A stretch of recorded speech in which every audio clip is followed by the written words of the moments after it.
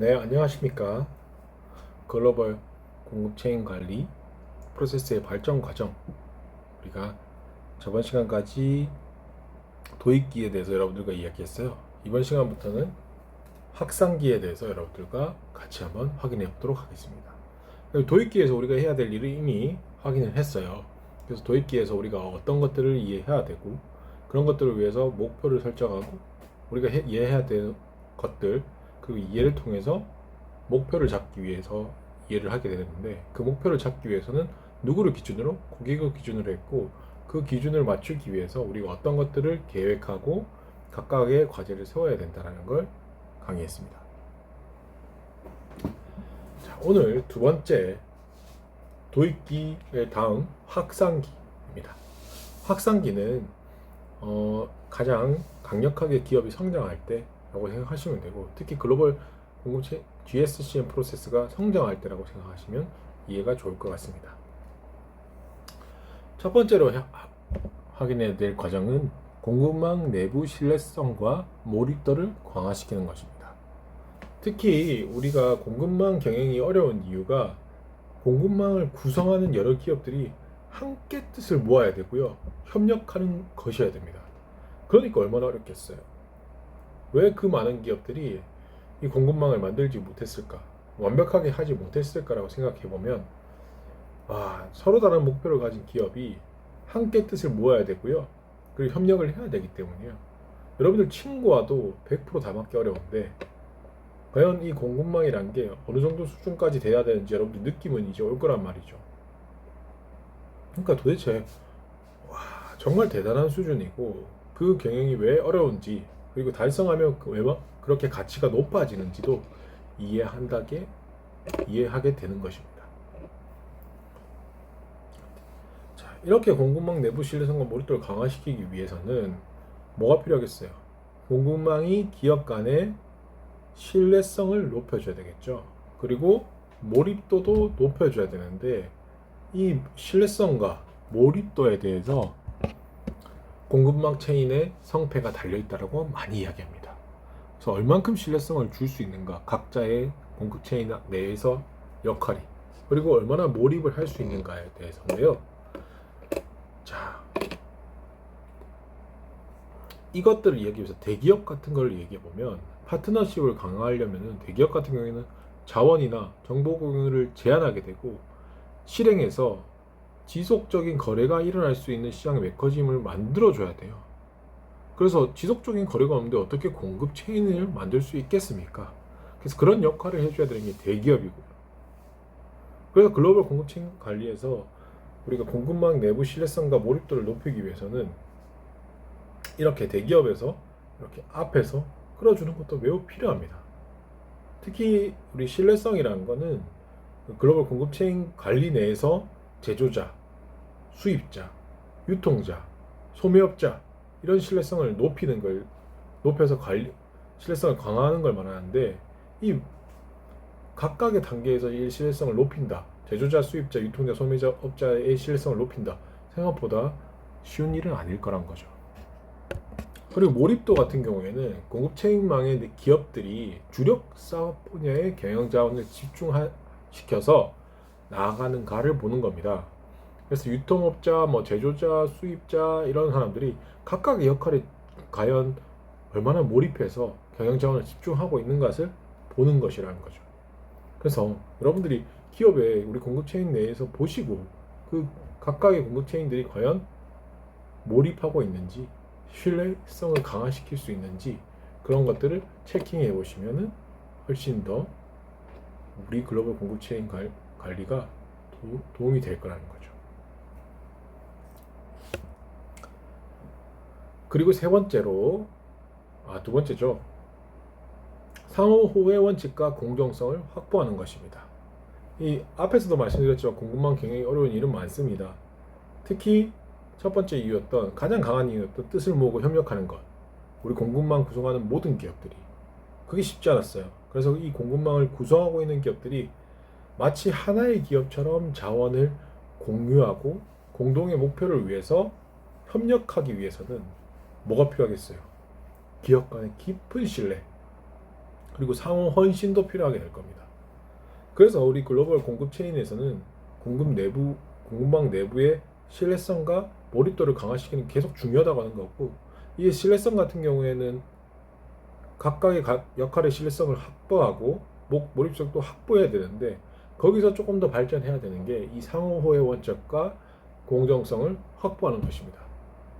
이 공급체인 관리 네트워크는 장기적으로 발전되기 위해서는 이 상호호의 원칙과 공정성이 꼭 확보돼야 되는데, 상호호의 원칙과 공정성이라는 게 공급체인망에 참여하는 제조자, 수입자, 유통업자, 소매업자 간의 상호호의 원칙과 공정성을 준수하는 거예요. 여기서 말하는 상호호의 원칙이 뭐냐면요, 그 국가나 뭐 기업이랑 똑같습니다. 국가나 기업의 원리로 말해 보자면, 국가 간에 우리가 뭐 기업 간에도 그렇고요, 등가 간에 교환을 취하잖아요. 뭐 기업 간에 뭐 제품을 주면 돈을 준다거나 그런 방식으로 등가 교환을 취하는데, 이 등가 교환을 취할 때 동일한 행동을 한다는 거예요, 상호의 원칙은. 그래서 내가 국가들, 우리나라 일본 보시면 일본이 나쁘게 하면 우리도 나쁘게 하고, 뭐 일본이 좋게 하면 우리도 좋게 하는 형식이 이 상호의 원칙입니다. 그래서 이 상호의 원칙과 공정성을 각각의 단계에서 지켜줘야 되는데, 그게 생각보다 자기 이익을 쫓다 보면은 좋게 할 수 없을 수도 있다는 거죠. 그래서 상호의 원칙을 확보한다는 건 그 사람이 좋게 하면 나도 좋게 해줘야 된다는 거죠. 그게 생각보다 쉽지 않잖아요. 여러분들 어머니가 엄청 좋게 해도 내가 뭐 기분 나쁠 때 내 기분 풀 수도 있고 막 성질 부려볼 수도 있는 거다 보니까, 이 상호의 원칙이라는 게 이 글로벌 체인 관리에서는 생각보다 중요한 원칙이 됩니다. 그리고 공정성도 가져야 되고요. 그러니까 생각보다 성공 확률이 그렇게 높지 않은 거죠. 성공 확률이 높지 않은 것보다 조금 더 이런 분이 어렵다라는 겁니다. 그리고 세 번째가 이 정보 교환의 신속성입니다. 그리고 효율성, 정확성, 이런 것들을 위해서 IT 인프라를 구축해야 된다는 겁니다. 우리 데일 사례가 가장 많이 나오는데요, 90년대 중반에 그 정보기술 인프라를 가장 먼저 구축했어요. 그래서 자사의 생산 정보, 그리고 고객 주문 정보, 이런 것들을 50개의 핵심 부품업체가 공유할 수 있도록 했습니다. 컴퓨터 산업에서의 이 글로벌 공급체인 관리는 고객사부터 시작해서 델 컴퓨터, 물류업체, 부품업체 순으로 순차적으로 수요, 생산, 재고 정보를 자유롭게 흐를 수 있게 했고요. 삼성전자도 마찬가지입니다. 전 세계 판매법인, 생산법인, 주요 1차 부품업체를 IT 인프라로 연결시켰어요. 그래서 정보 교환의 신속성이라든지 효율성, 정확성을 제고시켜야 이 글로벌 SCM의 프로세스 발전이 더 쉽다는 거죠. 그래서 도입기에서 다음 단계로 넘어갈 수 있게 되는 겁니다.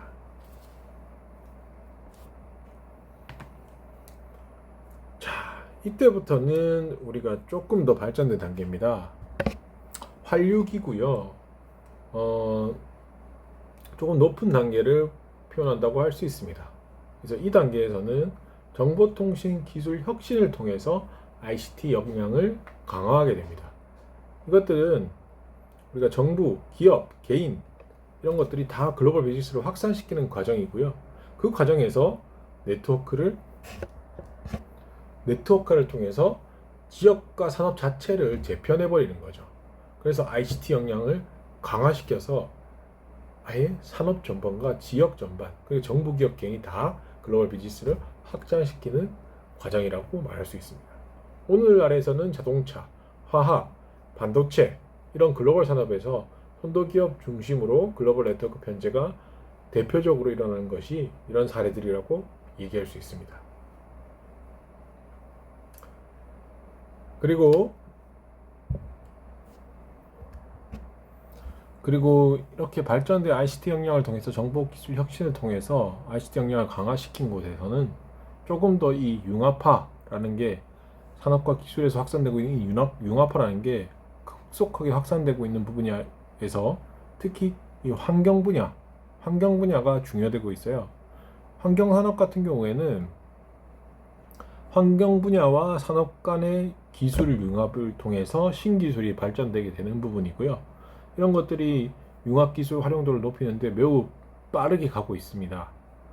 그래서 기업들이 진출하고자 하는 지역들이 있죠. 그리고 국가가 있을까요? 근데 환경 기준에 의해서 진입 장벽이 있을 때 이 기업들 자체에서 환경 친화적 관리라고 해서 SCEM, Supply Chain Environmental Management예요. 그래서 그 environmental이 그 환경 친화적인 관리라고 이해하시면 될 겁니다. 그래서 SCE가 들어가는 이유가 environmental, 환경 친화적인 것들을 구축하게 되는 것이죠.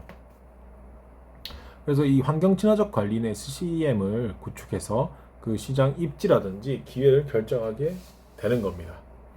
그래서 환경 친화적 관리라는 SCEM 체제를 아예 구축하게 되면은 우리가 신기술 분야, 산업 분야 이런 것들과 융합을 계속시키고, 그리고 산업 신기술 융합화를 촉진시킬 수 있는 학문 분야가 더 촉진이 되기, 융합하게 되기 때문에 이런 분야들 부분이 연구가 좀 더 발전되고 있다는 게 지금 현실이란 거죠.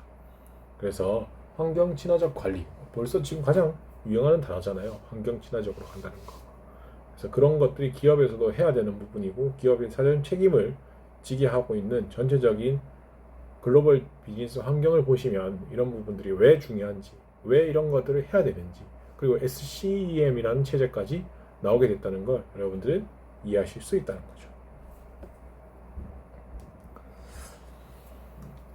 그리고 마지막으로 이 공급망 구성원 간의 그 지식과 자원을 공유하고 프로세스 전체를 통합하려는 시도를 통해서 글로벌 통합화가 달성된다는 겁니다. 특히 글로벌 기업들은 공급망 구성원 간의 지식 자원의 공유가 매우 중요해요. 그리고 프로세스도 통합이 돼야 되고요. 그것들이 다 통합돼야지 지식 자원뿐만 아니라 프로세스까지 다 통합이 돼야 글로벌 통합하고요. 이 글로벌 통합을 통해서 뭘 꾀하냐? 전체적인 리드 타임을 단축시키고 유연성을 확보하고 환율 변동성이라든지 원자재 가격들을 탄력성 있게 대처한다는 거죠. 최근에 우리가 네슬레, 러쉬, 바이엘 이런 글로벌 기업들이 공급망 구성원 간의 지식, 자원 공유, 프로세스 통합 이런 것들이 계속 하고 있어요. 그래서 그걸 통해 성공을 했고 유연성을 높여서 정말 좋구나라고 사람들이 판단하게 된 계기가 이런 사례들입니다. 그래서 이렇게 해서 이 글로벌 SCM, GSCM의 프로세스 발전 과정이 진행되고 있습니다. 그리고 이 과정들만 여러분들이 이해하셔도 어느 정도 수준에서 어떻게 이것들이 발전되고 있고 왜 이런 것들이 발전해야 되는지, 이 단계에서 왜 이런 목표들을 가져야 되는지를 이해하시기 쉽게 됩니다. 자, 그리고 두 번째가 글로벌 SCM의 지연 전략입니다. 이 지연 전략은 사실 마케팅 분야에서 많이 시작했던 부분입니다. 왜냐하면 어떻게 되냐면 제조업체들은 최종 소비자들의 구매 시점에 가까운 시점에 제품의 옵션을 더하거나 차별화를 두는다고 주장을 했어요. 그게 무슨 말이냐면 최종 소비자들이 구매 시점에 가까우면 가까울수록 그 시점에 제품 옵션을 더해서 주거나 차별화를 둬야 된다는 거죠. 그게 대량 생산이 주된 시대에서 만들어진 전략입니다. 그래서 이 지연 이론 같은 경우에는 정말 획기적인 것이었어요. 특히 이거 아델슨의 지연 전략 같은 경우에는 많은 기업들이 사용하고 있습니다. 물류 분야에서도 상당히 사용하고 있고요. 이 개념은 사실 이게 독특성이란 걸 강조하는 건데, 이 독특성을 위주로 제품과 공정을 설계하는 겁니다. 그래서 이 지연 전략 같은 경우에는 최대한 확실한 정보에 근거한 제품을 생산해서 이걸 차별화 지연이라고도 부르기도 하고요. 이걸 고객 욕구에 반응한 확실하게 확인된 시점으로부터 제품 생산을 개시하고, 그리고 이 총비용 관점에서 이익이 되는 공급체인 관리 개선을 하겠다는 게 이 지연 전략의 가장 큰 개념입니다. 그래서 생산 과정 일부 자체를 제품의 납품 시기까지 지연시킨다는 거죠. 일부러 지연시키는 거예요. 그래서 일부러 기다리고 있다가 제품이 고객에 대한 요구가 있어요. 그러면 그걸 반응해서 진행한다는 거죠. 그래서 전통적인 공급 체인 같은 경우에는 공장이라든지 창고라든지 유통업자들이라든지 소매업체를 포함시켰잖아요. 근데 최근 인터넷 기술이 발달되니까 기업은 아예 고객에게 서비스하는 방법을 획기적으로 변화시킨다는 게 지금 현실이에요. 그리고 몇몇 기업 같은 경우에는 인터넷을 이용해서 재고 같은 것들도 정보로 대체하고 있는 실적이고요. 그래서 이 지연 전략 같은 경우에는 여러분들이 지금도 많이 사용하는 전략이다 보니까 각 분야에서요. 여러분들이 알아두시면 얘가 훨씬 더 멋있는 전략을 쓰실 수 있을 겁니다. 그래서 지연 전략은 각 분야, 한 분야에서 전략을 지연시키는 건데, 제품이나 어떤 것들을 지연시키는 건데, 이 각 글로벌 SCM에서 지연 전략은 어떻게 사용되는지 여러분들과 함께 살펴보도록 하겠습니다. 자, 글로벌 SCM의 지연 전략은 제품 구조, 그리고 제조 및 공급 체인 프로세스 이런 것들을 적절히 설계해서 제품을 완성 시점 자체를 고객의 정확한 요구가 파악될 때까지 연기해서 이를 통해서 다양한 제품들을 고객의 변화와 수요에 맞게 유연하게 대응하기 위해서 하는 전략입니다. 그래서 지연 전략은 같은 경우에는 크게 제조 지연 전략과 지리적 지연 전략으로 구분되는데, 이 제조 지연 전략 같은 경우에는 쉽게 말하면 여러분들이 가능한 한 오랫동안 소비자의 그 니즈가 정확하게 파악될 때까지는 반제품을 유지하는 거죠. 그리고 지리적 지연 전략은 물류 지연 전략이에요. 그래서 전략적으로 우리가 일부러 풀타임 재고를 설정하는 거죠. 그리고 고객 주문을 받을 때까지 우리가 재고의 개발을 하는 것을 말하는 겁니다. 그래서 이 글로벌 공급 체인 관리 지연 전략은 제조 지연 전략, 그리고 지리적 지연 전략, 그리고 결합 지연 전략, 그리고 글로벌 통관 지연 전략으로 구분되게 됩니다. 조금 자세하게 알아볼게요. 그래서 우리가 지연 전략은 4가지가 있다고 했습니다. 제조할 때, 그리고 지리적으로, 그리고 결합해서 글로벌 통관 지연 전략이 있는데요. 제조 지연 전략 같은 경우에는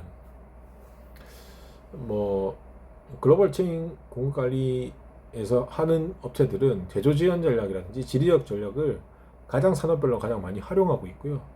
특히 이 요즘 좀 화두로 떠올리는 게 이 글로벌 통관 지연 전략입니다. 그래서 이런 것들이 도대체 어떤 건지, 기업들이 어떻게 해내는 건지 한번 확인해 보도록 하겠습니다. 자, 제조 지연 전략은 아까도 조금 설명드렸어요. 그래서 최대한 반제품을 유지하는 거예요. 그래서 별도로 우리가 들어온 주문을 한 번에 제조하는 전략이라고 생각하시면 돼요. 우리가 고객들이 전략 계속적으로 전체적으로 주문이 들어올 때까지 일부러 기다리는 거죠. 그래서 기본적으로 규격화된 부품까지만 해가지고 조립할 수 있는 제품을 구성해놓고 정확한 고객 명세가 오면 이 경제적으로 돈을 받는다라든지 이런 수신이 될 때까지는 만들지 않는 거예요. 그래서 제조 지연 전략 같은 경우에는 가능한 한 오랜 상태로 미완료를 계속 놔두는 거고, 미완료 상태를 유지하는 게 목적이고요. 그래서 이 전략 같은 경우에는 우리가 대응성이라든지 규모의 강제에 따라서 균형을 이루는 것으로 주문 제작 준비에 필요한 기본 단위 충분히 수량을 만들어 놓고 제품을 디자인하는 동안 많은 숙고를 하는 거죠. 그래서 어떻게 하냐면 우리가 어떻게 글로벌 SCM차가 특히 자동차들이 많이 하는데, 주문을 받기 전까지는 어떻게 하냐면 자동차의 기본색, 흰색이라든지 갈색 이런 것들을 유지하는 거예요. 페인트 칠을 안 하는 겁니다. 페인트 칠을 안 하고 있다가 색상 주문이 들어오면 그때 페인트 칠을 하는 거예요. 그래서 여러분이 자동차를 사보신 분이 있다고 생각하지만, 그분들이 우리가 바로 시승차 빼고는 바로 나올 수 있는 차가 별로 없거든요. 취소차, 시승차 빼고는 내가 어느 정도의 기다림이 있어야 되고, 그럴 때 제조사들은 지연 전략을 펼쳐놓고 주문이 들어올 때까지, 어느 정도 수준의 주문이 들 때까지 기다리고 있는 거죠. 그리고 제대로 알려주지 않습니다. 여러분 자동차를 사보면 기다리는 경우가 되게 많습니다. 그래서 기다림 후에 파는 자동차들이 여러분들이 선택한 색상, 뭐 옵션 이런 것들이 들어가게 되는 것이죠. 그래서 자동차 이렇게 흰색이라든지 갈색을 유지하고 있다가 주문 들어오면, 어느 정도 주문이 들어오면 페인트 칠하는 겁니다. 그래서 시간이 걸리는 거예요. 자동차가 내가 돈 주면 바로 가져오지 않잖아요. 두 번째가 지리적 지연 전략입니다. 지리적 지연 전략은 물류 지연 전략이라도 하고, 이런 것들이 어떻게 생각하시면 되냐면, 우리가 어떤 하나의 지역이라든지 몇몇의 지역에다가 전상품 재고를 만들거나 저장하고 있어요. 그리고 재고가 배치되는 거는 고객 주문이 들어올 때까지 지연되는 거예요. 그래서 우리가 일단 주문을 받으면요, 그 특별한 아이템 있죠.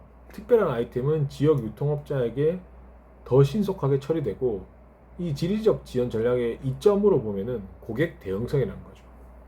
그래서 제조 규모의 경제에서는 고비용의 부품, 그리고 조립에 되게 중요시 사용되기 때문에 그 창고 재고를 유지하는 것, 그리고 지역 유통업자들한테 고객의 주문을 넘겨주거나 고객에게 직접 배송하는 방식을 취하는 것이라고 하는데, 조금 더 이해를 시키기 위해서 가장 중요한 창고에다가 우리가 재고를 이렇게 쌓아 놓는 거예요. 막 쌓아놔요. 그리고 지역 유통업자들이 고객 주문을 넘겨주는 겁니다. 유통업자들이 고객 주문을 넘겨주면 우리가 직접 배송하거나 이 지역 유통업자한테 뭐 넘겨주는 거죠. 거기 너가 배송해 라고. 그래서 제조에 대한 지연 전략이라고 생각하시면 되고, 지리적으로 이불로 우리가 이런 것들을 재고를 남겨놓는 거예요. 재고를 배치해뒀다가 고객 주문이 들어올 때까지 창고에 두는 겁니다. 그래서 창고들이 필요한 거예요. 자, 그리고 세 번째로 이 결합 지연 전략입니다. 결합 지연 전략은 여러분들이 들어만 보셔도 이해되겠죠. 제품 지연 전략과 지리적 지연 전략을 좋은 것만 가지고 온 거죠. 그래서 우리가 규모의 경제가 있다라고 하면 그걸 최적화시키는데 가장 많이 사용됩니다. 그래서 자동차를 역사적으로는 우리가 결합 지연 전략을 가장 많이 사용했고, 신차 구매하실 때 보시면 우리가 그 사운드 시스템, GPS, 선루프 이런 것들을 결합 지연 전략을 통해서 지연시키는 거고요. 컴퓨터 같은 경우에는 우리 결합 지연 전략에서 유통센터에다가 프린터, 디지털 카메라 이런 것들을 최종적으로 조립하거나 포장하는 경우에 우리가 결합 지연 전략을 사용하는 겁니다. 그래서 결합 지연 전략은 아직도 많이 사용하고 있는 전략이고요. 이 규모의 경제를 실현시키는 곳에 거의 다 한다고 생각하시면 됩니다. 그리고 아까 제가 말씀드렸던 요즘 좀 최고 많이 하고 있는 부분이고요. 사실 코로나 이전에서는 매우 활성화시키려고 노력했던 부분입니다. 그 글로벌 통관 지연 전략이라고 생각하시면 되고, 이 우리가 글로벌 무역의 원활화를 꾀하고 통합을 높이기 위해서 우리가 국제 무역의 위험도를 줄이기 위해 수행하는 전략이라고 생각하시면 됩니다. 우리가 전 세계 시장을 대상으로 국제 무역을 확대하는 기업들에겐 우리 첫 시간이니까 두 번째 시간에 말씀드렸는데요. AEO에서 상호 인증 제도를 활용해서 국제 무역의 속도를 높여주는 거죠. 그래서 AEO 상호 인증 제도라든지 그 싱글 윈도우, AEO 상호 인증 제도 이런 것들을 통해서 다른 기업에 비해서는 글로벌 통관 지원 전략을 적극적으로 활용할 수 있다는 겁니다. 그래서 이것들이 결국에는 국제 경쟁력을 강화시킬 수 있게 되는 거죠. 그래서 여러분들은 글로벌 SCM에 대해서 지연 전략에 대해서 사실 이런 전략이 있었나라고 생각할 수도 있을 거예요. 하지만 공공연하게 많은 기업들이 사용하고 있는 전략들이고요. 나쁜 전략이 아닙니다. 훨씬 더 이 공급 체인을 위한, 공급 체인 가지고도 이런 많은 전략들을 사용할 수 있겠구나 라는 걸 여러분들이 눈이 훨씬 더 커지게 되는 장면이 될 것입니다. 두 번째 시간은 전략에 대해서, 지원 전략에 대해서 여러분들과 같이 했습니다. 고생 많으셨습니다.